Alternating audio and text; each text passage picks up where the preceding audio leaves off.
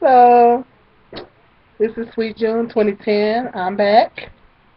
I'm doing my part two on my book review, Steve Harvey's Act Like a Lady, Think Like a Man.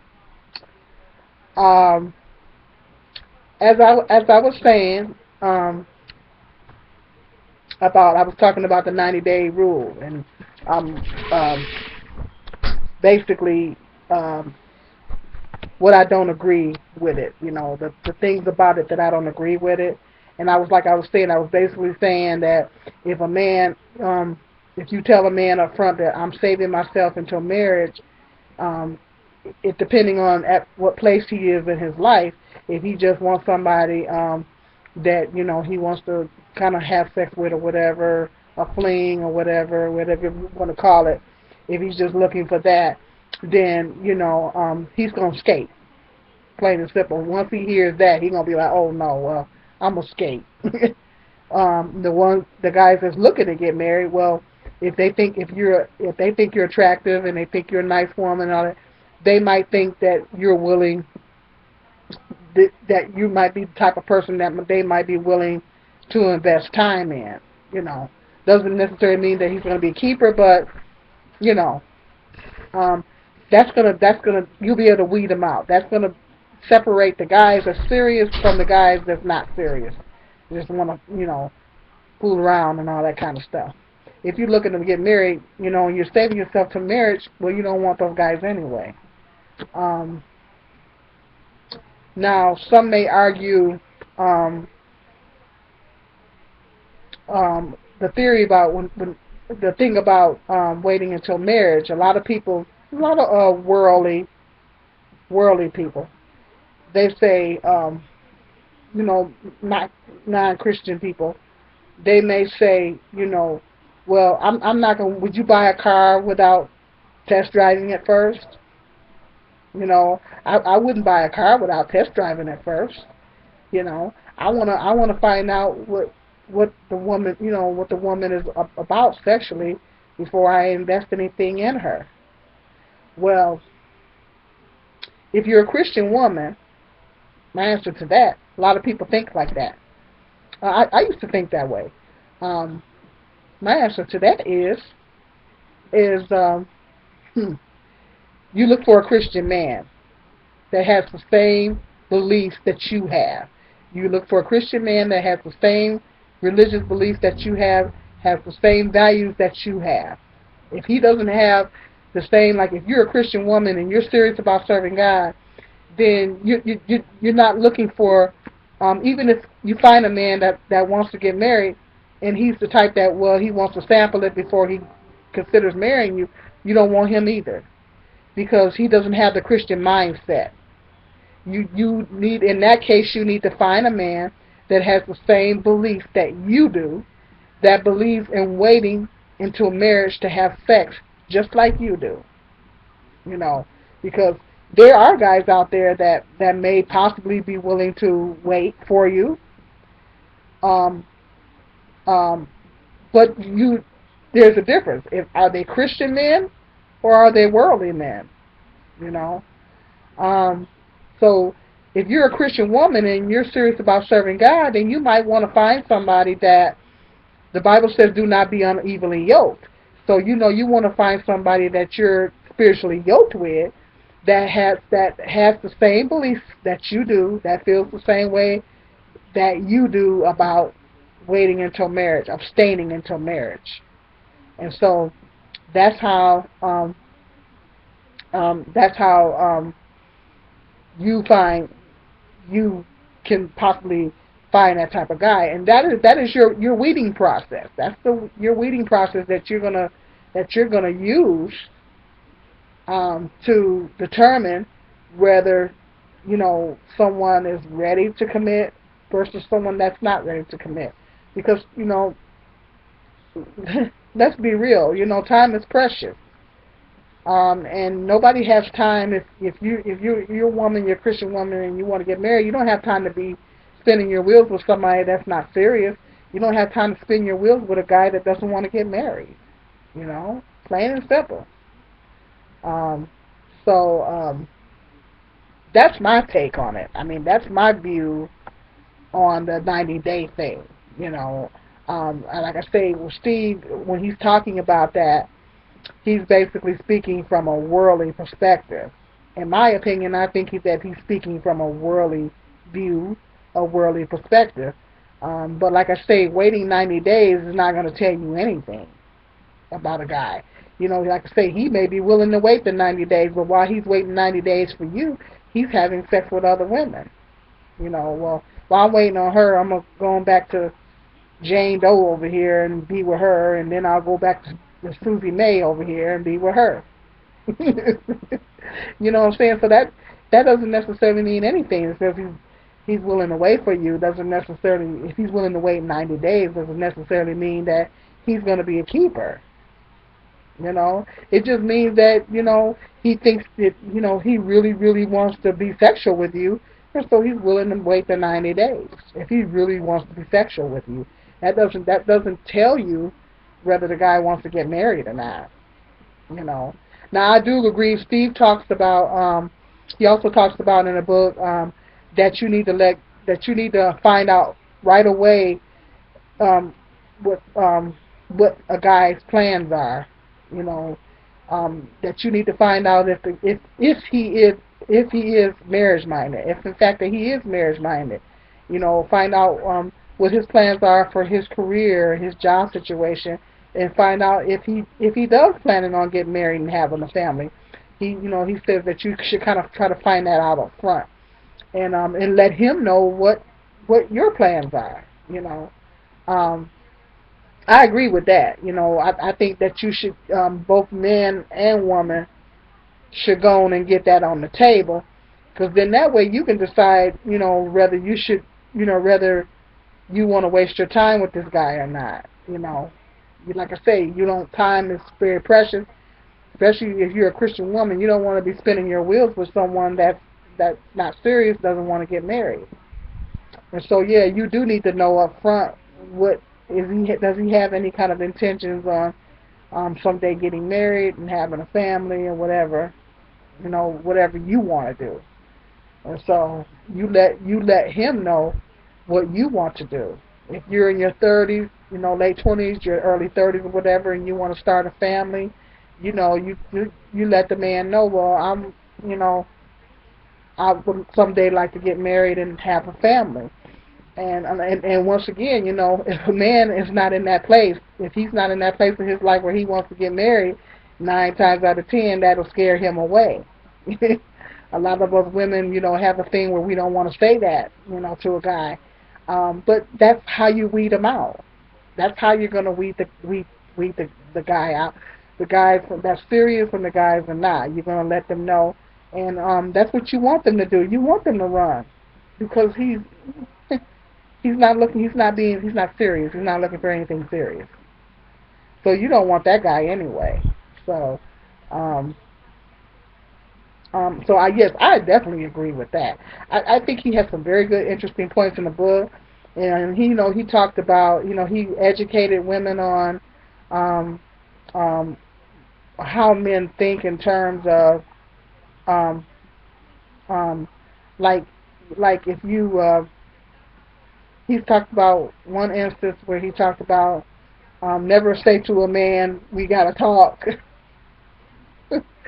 Like he tells you basically how to, if you need to talk to a man, how to approach him. Don't just come out and say we need to talk, because that scares him and he gets scared and all this kind of stuff. So, just he basically tells us to use a different approach with that. And so I agree with a lot of things that he says as far as that. And he talks about, the man wants the cookie, but like I said, he's only gonna get it after he gets married. If you're a Christian woman, he's gonna get it after he puts a ring on it, like that. Then that's a different situation there. Um, you know, I agree with that theory, but only after marriage. I agree with that 100%, but only after marriage. you know. Um, so And then, he talks about um, some, like a man professing, like some of the ways that a man shows that he cares about you, that he provides, he professes, he protects, and I can agree with those theories too. That because the way a man shows his love is not basically the same way women, because women and men, our thinking is different. Men's thinking is different from ours. They don't, and that's something that a lot of women don't understand, particularly a lot of young women. When I was younger, I didn't fully understand that men's thinking is different from ours. Men don't think like women, and women don't think like men. So their thinking is different from ours, and so um, you know, we're women. We're more emotional. We're emotional creatures, and so we might show our love. I mean, with me personally, I don't believe in using that the L word unless, once again, he puts a ring on it. Or he's talking about putting a ring on it. You I love that song. But um but we're affectionate, us women, we're emotional creatures, and so we show our love in that way. And when we get when we fall in love with a man and we develop feelings, we get affectionate and all this kind of stuff. And so, and we're more expressive and everything. That's how we show our love. Whereas men, they may be different, showing their love. They're by doing things for you. They're doing things for you, trying to make sure that all your needs are met and all that kind of stuff. So that's how they, and I do agree with that. That's in fact how men show their love. I mean, they're different, with their approach. And so, and then he said, profess that if a man tells you, if a man tells, hey, this is my lady, or he was saying that if a man gives you a title, he's kind of serious about you. And I can agree with that.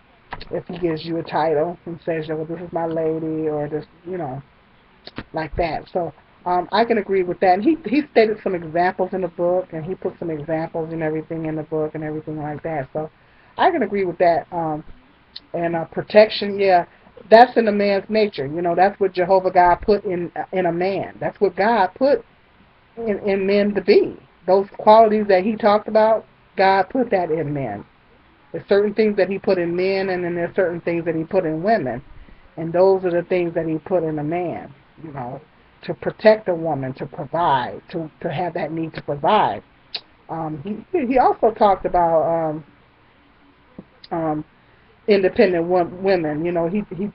He did a chapter on independent women. These women out here that they seem to have it all. They have the career, they're making a lot of money, and they're able to pay all their bills, and they got a nice car, and a man can't do nothing for them that they can't do for themselves. Everything that a man can do for them, they can do for themselves. He was talking about those type of women that, when a lot of times, because of a man's mentality and how they think, um, when they see that, they think, because the men have the feeling they want to feel needed. And I think that is very important. And he spoke about that, and I agree with that 100%. I came to that conclusion myself a few years ago, that men do feel they want to feel needed. They want to feel needed, and if they feel like, you don't need them, then they kind of shy away from having a relationship with you. If they feel like you don't want to, I think the independent woman thing, I happen to think that the independent woman thing is a little overrated. I did a video, I did a earlier video talking about that. Um, this independent thing with women is overrated. It really is. And I think that a woman, not so much as the fact that she is independent. I mean, I don't think there's anything wrong with a woman having. I would like to have a great career one day. I would like to have a nice stable income coming in one day. I would those are just goals that I like to accomplish for myself. But and there's nothing wrong with a woman having a career um and having being able to buy a house and all that. That's important. Um, but at the same time, a lot of these women out here have like what you would call an independent spirit. They have like an independent spirit, and so they saying, well, can't no man do nothing for me that I can't do for myself, and all this kind of stuff. And I think that that's what pushes the man away. When a woman has an independent spirit, when she has too strong of an independent spirit, I think that's what pushes the man away. Because at the end of the day, let's face facts, ladies. At the end of the day, we know what's really important. What's really important is love, friendship, love, companionship. Those are the things that's really important. Those things are more important than material things and all that kind of stuff. And that's what you're going to need a man for. Even if you're in a place where you don't need a man financially, ultimately, at the end of the day, you still would like to have that companionship, that friendship, and that companionship. Most women still desire that. Most women still want that, regardless of what their income status is. Regardless of income, most women still want that. You know, if I get to a place to where I'm financially stable and I have a good career, I'm still gonna want that companionship. You know, and then if I meet somebody and he's got his little career, then we both can build together. We both can come together and we can build something together.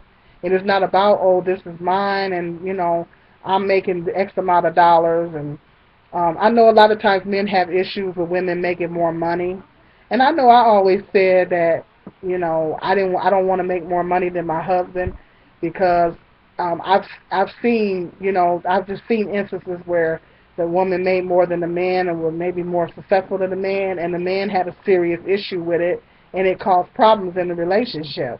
And so I've just seen a lot of examples of that. I've seen a lot of examples where the woman made more money and the man had a problem with it because of what God put in the man. He put in the man to be the provider. And so that's what a lot of their mentality is. But in our mind, we're thinking, what difference does it make? I know in my mind, I'm thinking, okay, what difference does it make? But to a lot of men, it makes a difference. But some women have the tendency to throw it in a man's face, and that is the number one. That is the biggest. I think that is the biggest mistake a woman can make, is to throw that in a man's face.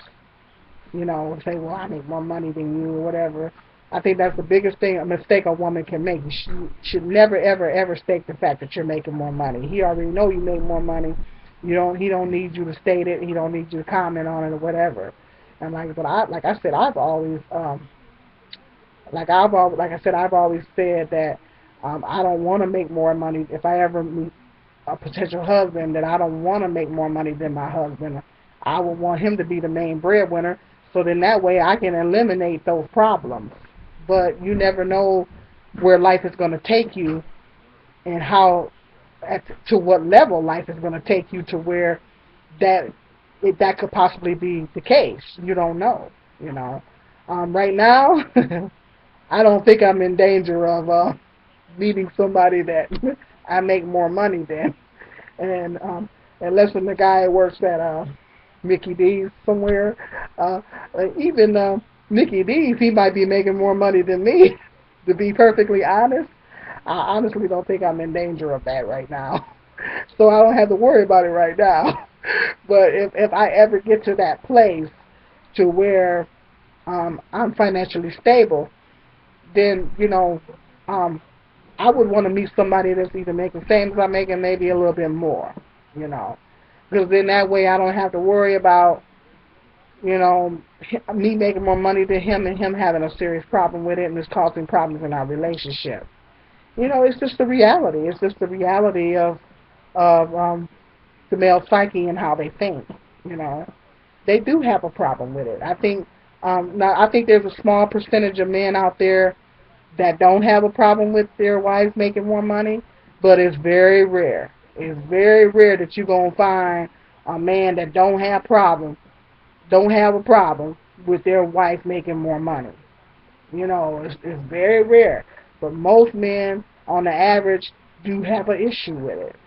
You know, and so you have to handle that thing with kid gloves. If you happen to be a woman that makes more than your husband, you got to handle that thing with kid gloves, and you know, you kind of don't never comment on it. Don't, when y'all get into an argument, don't never tell him, well, you know, who paid most of the bills around here. You know, you go to saying stuff like that, that's gonna break his little ego down. You know, that's gonna break him down. You know, that's gonna break his manhood down. You know, make him feel less than a man, and that's the last thing you're gonna want to do as a woman, to make your man feel less than a man. You always want him to feel like a man. That's the thing, because that's where he's gonna be at his best. If he feels like he's the man and he's the head, the Bible says the man is the head of the woman. The Bible says that the husband is the head of the wife. The wife is in subjection to the husband. Now, it don't say that if a woman make more money, then she's the head. The Bible don't say that. The Bible says if the man is the head of the woman. Now, that's the headship arrangement. Now, it doesn't make no difference. According to the Bible, it don't make no difference how much money the woman makes. The Bible says what it says. It says the man is the head of the woman. He is the head, so it doesn't. At the end of the day, it doesn't matter if you're making more money. Your husband is still the head. He's still the male head of the household. He, you still should give him that respect and give him the ability to make all the major decisions in the household. Not saying that you can't help make those decisions, but let him go on and be the head. Let him be what God called him to be, and be the head of the household. You know, because like I say, if I ever get married, you know, I've been the head of the household for many years, and once I get married, I don't want to be the head anymore. You know, I want to relinquish that to my husband. You know, but it has to be the right person, and it has to be someone that's going to be right for me to give that responsibility to. But so that's why I say, you know, at the end of the day, it doesn't matter. Um, but to a man, it does matter if a woman's making more money, and in most cases, it can cause problems. But a woman can escalate those problems by saying, well, who's paying all the bills around? Who paying most of the bills? And what you doing with your money and all that kind of stuff. And so, it's, and so if you don't want to escalate that problem, you want your husband to feel like a man. You don't never want to put him in a position to where he doesn't feel like a man or whatever, because that's where the problems come in at. You know. Okay, I may talk further. I may do a part 3. I don't know. I'm not sure. But this is Sweet June 2010.